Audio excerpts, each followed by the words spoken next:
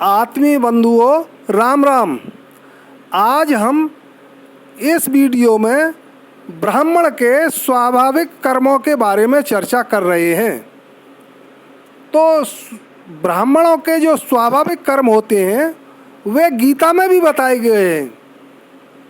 गीता में एक बड़ा अच्छा श्लोक कहा है, समो दमस्तप शौचम क्षांतिर्राजरोमेव च ज्ञानम विज्ञान मास्तिक्यम ब्रह्म कर्म सुभाजनम।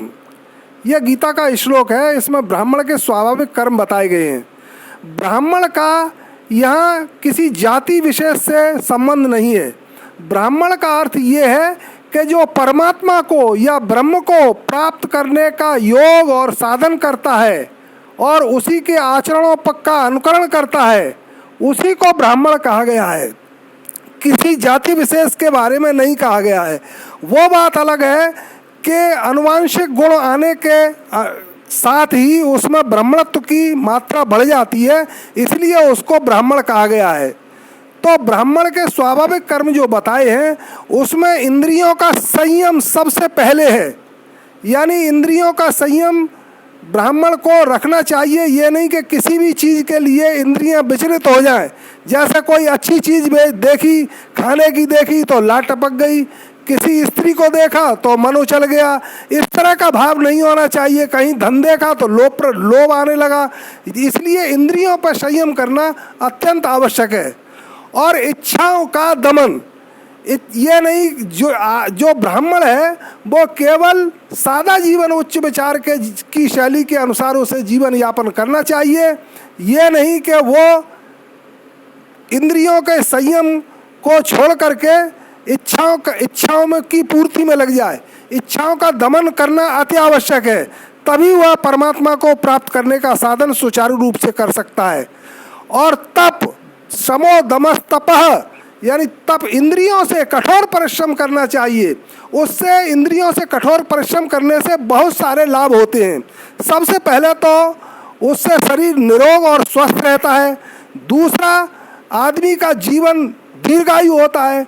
तीसरा, पुण्य परमार्थ के साधनों में उसका प्रयोग करने से परमात्मा को प्राप्त करने का लक्ष्य बढ़ता है। तो समो दमस तपः शौचम, और शौच माने शुद्धि के बारे में कहा गया है। शुद्धि दो प्रकार की होती है, एक बाह्य शुद्धि और एक आंतरिक शुद्धि।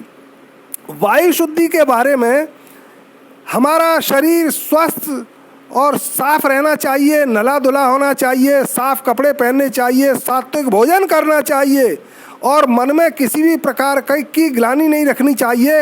अपने आसपास का वातावरण बिल्कुल पवित्र रहना चाहिए, कहीं गंदगी नहीं रहनी चाहिए। ये बाह्य शुद्धि के बारे में बताया गया है।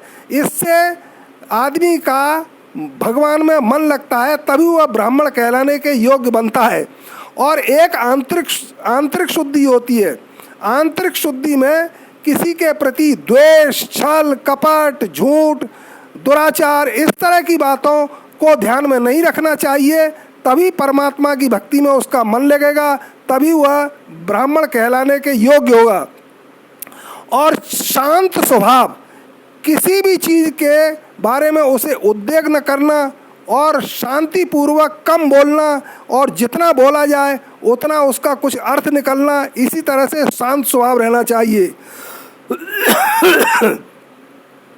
और आजर्बम का मतलब है सरल स्वभाव। जितने साधनों में जीवन किसी भी तरह से चल सकता हो उसी तरह से चलाना चाहिए। चाहे वो रूखी सूखी चटनी से ही चले, छोटे 2-4 वस्त्रों से ही चले, उसमें किसी भी प्रकार की इच्छा नहीं होनी चाहिए। शांत स्वभाव रहना चाहिए और सरल जीवन, सादा जीवन रहना चाहिए। और ज्ञान प्राप्त करना ये ब्राह्मण का सबसे प्रमुख साधन है। यानी परमात्मा को प्राप्त करने के लिए ज्ञान प्राप्त करना बहुत आवश्यक है, क्योंकि परमात्मा स्वयं ही ज्ञान स्वरूप है। तो ज्ञान स्वरूप को प्राप्त करने के लिए ज्ञान का प्राप्त करना बहुत अच्छा साधन होना चाहिए। और उसको प्राप्त करने के लिए ब्राह्मण को सत्शास्त्रों का अध्ययन करना चाहिए।